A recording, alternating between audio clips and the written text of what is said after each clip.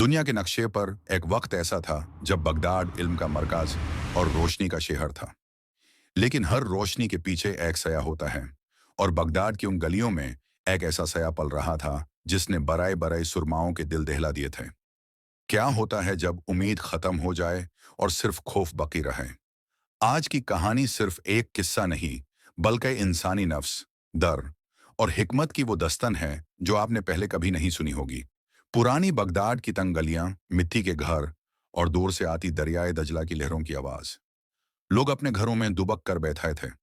शहर में एक अफवाह फैली हुई थी कि सिया से वापस आ गया है। हर तीसरी रात शहर का कोई ना कोई अमीर तजीर या पढ़ा लिखा शख्स गायब हो जाता, और अगली सुबह उसकी सिर्फ एक निशानी मिलती, एक पुरानी मिट्टी की कंदील जो बुझी हुई होती। लोगों में दहशत थी। हारून और रशीद का दौर था, लेकिन इस मुखफ़ी दुश्मन ने सिपाहियों की नींदें हराम कर। एक नौजवान है जिसका नाम यही है। यह कोई पहलवान नहीं था, बल्कि वो का एक अदना सा तालिबे इल्म था।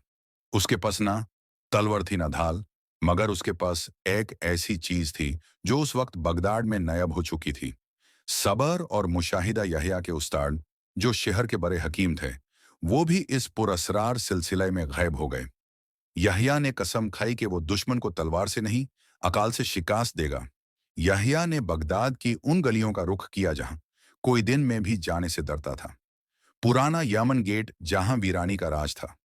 वहां उसे एक बुढ़ा शख्स मिला जिसकी आंखें सफेद हो चुकी थीं। बुढ़ा, बेटा वापस लौट जाओ। जो दिखता है वो है नहीं, और जो है वो दिखता नहीं। वो शैतान नहीं, वो इंसान के अपने दर का अक्स है। यहया ने महसूस किया कि ये सिर्फ कत्ल व घरत नहीं, बल्कि एक जहनी जुंग है। वो सियाह सया दरअसल लोगों के डर को इस्तेमाल करके उन्हें जहर दे रहा था। एक ऐसी गस या खुशबू जो दिमाग को सुन कर देती और इंसान को वाहम में मुब्ताला कर देती। एक रात यहया ने खुद को बेत के तौर पर पेश किया।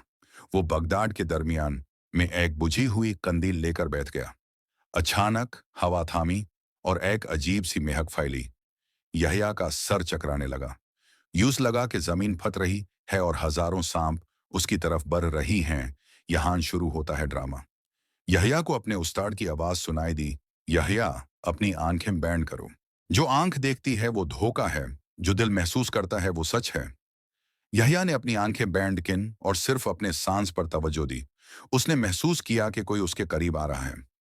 उसने तलवार नहीं निकाली, बल्कि एक थैली से मिट्टी निकाली और उस तरफ फेंकी जहां से कदमों की आवाज आ रही थी। मिट्टी के गिरने से एक इंसानी शक्ल जाहिर हुई। वो कोई भूत या सया नहीं था, बल्कि शहर का वो शख्स था जिस पर कोई शक नहीं कर सकता था। शहर का कोतवाल, वो पुरानी किमिया दानों के साथ मिलकर एक ऐसी दवा बना रहा था जिससे लोगों को डराया जा सके और वो बगदाद पर अपनी हुकूमत कायम कर सके। यहया ने उसे पकड़वाया नहीं, बल्कि उससे एक सवाल किया, तुमने दुनिया को जीतने के लिए खौफ को चुना, लेकिन क्या तुमने कभी सोचा कि खौफ की अपनी कोई बुनियाद नहीं होती? एक छोटी सी उम्मीद की किरण पूरे अंधेरे को निगल लेती है। कोतवाल को गिरफ्तार कर लिया गया। बगदाद में दुनिया भर का अमन वापस आ गया।